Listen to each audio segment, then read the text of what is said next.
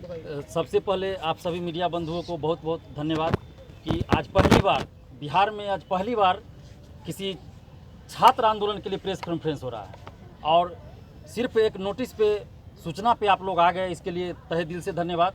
क्योंकि आजकल ऐसा बहुत कम हो रहा है, वो भी किसी गैर राजनीतिक पार्टी का अगर आंदोलन हो और वो भी छात्र का आंदोलन हो तो इतने बड़े पैमाने पे मीडिया लोग साथ दे और आए।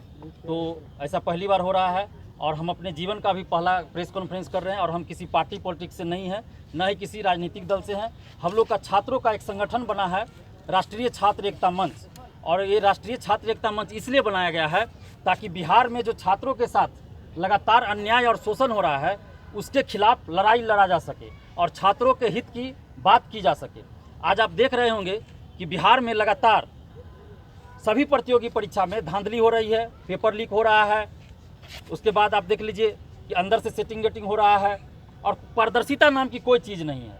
तो हम लोग एक लंबी लड़ाई लड़ने के लिए अब तैयार हो चुके हैं और राष्ट्रीय छात्र एकता मंच के बैनर तले बिहार के सभी छात्र छात्राएं एकजुट हो रहे हैं और इसका मकसद सिर्फ इतना है कि बिहार में सभी छात्र छात्राओं को न्याय मिलना चाहिए, किसी भी छात्र छात्रा के साथ अन्याय नहीं होना चाहिए।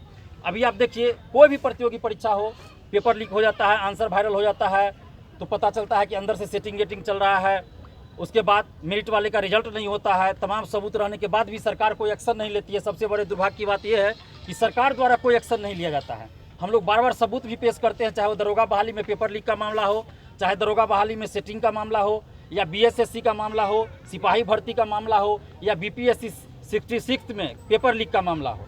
तो हर मुद्दे पे हम लोगों ने सरकार से जवाब मांगा है, सरकार से जांच की मांग की है और शिक्षा माफियाओं पे कार्रवाई करने की मांग की है, लेकिन सरकार के द्वारा कोई कार्रवाई नहीं की जाती है और अपने लोगों को बचा लिया जाता है। तो अभी जो आज प्रेस कॉन्फ्रेंस का जो सबसे अहम मुद्दा है कि एक बीएसएससी इंटर स्तरीय बहाली है जो 2014 में ये वैकेंसी निकली थी और संभवतः बहुत कम लोगों को ये पता होगा, परीक्षार्थियों को अगर छोड़ दिया जाए तो बिहार में 7 साल से एक वैकेंसी चल रही है जो अभी तक पूरा नहीं हुआ है। तो हम आप लोगों के माध्यम से बताना चाह रहे हैं बिहार के समस्त जनता को, परीक्षार्थियों को, नेताओं को, पॉलिटिकल पार्टियों को, और सिर्फ बिहार के ही नहीं बल्कि संपूर्ण भारत के लोगों को बताना चाहते हैं, संपूर्ण भारत के मीडिया को बताना चाहते हैं कि आप लोग थोड़ा सा अंतरात्मा से भी पूछिए और थोड़ा इस पर विचार कीजिए कि क्या कभी ऐसा हुआ है पूरे विश्व में कि 7 साल में एक वैकेंसी क्लियर ना हो और वो भी 13,120 पदों के लिए ये बहाली होनी है। 13,120 पदों के लिए बहाली, और वो भी बिहार के सभी जिला के प्रमुख विभागों के लिए कर्मचारियों की नियुक्ति होनी है और बिहार का विकास इससे बाधित हो रहा है। और बिहार के मुख्यमंत्री नीतीश कुमार जी इन 7 सालों में 4 बार मुख्यमंत्री पद की शपथ ले चुके हैं, 2 बार गठबंधन बदल चुके हैं, लेकिन अभी तक ये बहाली पूरी नहीं हुई। जीतन राम मांझी जी जब मुख्यमंत्री थे उस समय सितंबर में दूसरी बार ये विज्ञापन निकला था, उससे पहले जून में निकला था, फिर उसको कैंसिल करके सितंबर में निकाला गया। 2017 में परीक्षा होती है पहली बार पीटी की, पेपर लीक के कारण रद्द कर दी जाती है छात्र आंदोलन के बाद, अध्यक्ष सचिव उस समय के जेल जाते हैं। फिर 2018 दिसंबर में परीक्षा होती है दोबारा, फिर उसके बाद जब रिजल्ट के लिए आंदोलन होता है तो 14 फरवरी 2020 को रिजल्ट आता है, फिर मुख्य परीक्षा के लिए आंदोलन करना पड़ता है तो 25 दिसंबर 2020 को मुख्य परीक्षा आयोजित होती है और फरवरी अंतिम सप्ताह में इसका रिजल्ट घोषित किया जाता है। टाइपिंग, फिजिकल टेस्ट, यानी जो भी इसका प्रोसेस है सारी प्रक्रिया पूर्ण हो चुकी है और अब बीएसएससी द्वारा इसका काउंसलिंग कराया जाना था, काउंसलिंग के लिए रैंक लिस्ट जारी किया जाना था, लेकिन बीएसएससी ऐसा नहीं कर रही थी।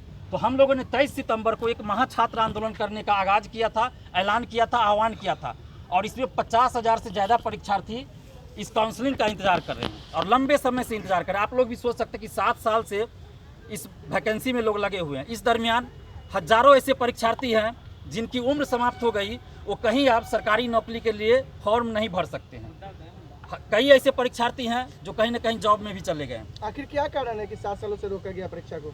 देखिए 7 साल से वैकेंसी रोकने का यही मतलब लगता है कि सरकार छात्र युवाओं के प्रति लापरवाह है, उदासीन है और कहीं ना कहीं पैसों का खेल अंदर से चल रहा है। अब आगे क्या कीजिएगा? आगे हम लोग जो है 23 सितंबर को यानी कि कल महाछात्र आंदोलन कर रहे हैं गर्दनी बाग धरना स्थल पे। पहले ये जगह बीएसएससी ऑफिस था, लेकिन आंदोलन के डर से कहिए या जो भी कहिए, आंदोलन की बात को, मांग को बीएसएससी ने कुछ हद तक मान लिया कि नवंबर प्रथम सप्ताह में हम काउंसलिंग करवाएंगे, तो इसलिए हम लोग अब बीएसएससी ऑफिस आंदोलन नहीं कर रहे हैं। अब हमारा मकसद और हमारा मांग सीधा सीधा नीतीश सरकार से है कि सरकार इसमें हस्तक्षेप करे और इस बहाली को जल्द पूरा करने के लिए। आपको तत्कालीन होगा कि इसका फिक्स टाइमिंग है? नहीं, कल के लिए 1 दिवसीय धरना है। अगर उसके बाद भी सरकार इसमें हस्तक्षेप नहीं करती है और जल्द से जल्द इस बहाली को पूरी नहीं करती है तो फिर उसके बाद हम लोग आमरण अनशन करेंगे। प्रशासन से अनुमति मिल गया?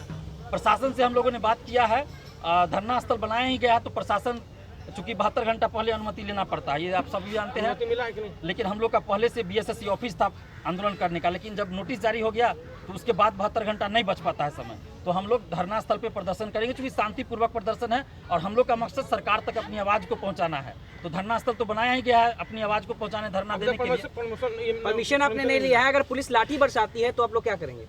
देखिए, अब पुलिस को जो करना है कर सकती है, हम लोग तो न्याय के लिए लड़ रहे हैं और शांतिपूर्वक अपनी बातों को सरकार तक रखना चाह रहे हैं। और जहाँ तक परमिशन की बात है तो देखिए, बिहार में तो बहुत जगह छात्र आंदोलन या फिर पॉलिटिकल पार्टी का आंदोलन होता है, तो कहीं तो परमिशन रहता नहीं है। परमिशन नहीं देगी फिर कैसे रहने देगी पुलिस आपको? अगर लाठी बरसाती है तो आप लोग का स्टैंड क्या होगा, ये सवाल? देखिए, लाठी बरसाएगी पुलिस तो ये पुलिस का जो भी हो, सरकार का आदेश हो, हम लोग लाठी खा लेंगे और क्या करेंगे। ठीक है। हम लोग लाठी खा लेंगे, हम लोग शांतिपूर्वक आंदोलन करें। हम लोग का मकसद है सरकार तक अपनी आवाज़ को पहुंचाना, अपनी मांगों को पहुंचाना। चूंकि 7 साल से ये वैकेंसी पूरा नहीं हुई परिचय दे है। दीजिए सर। मेरा नाम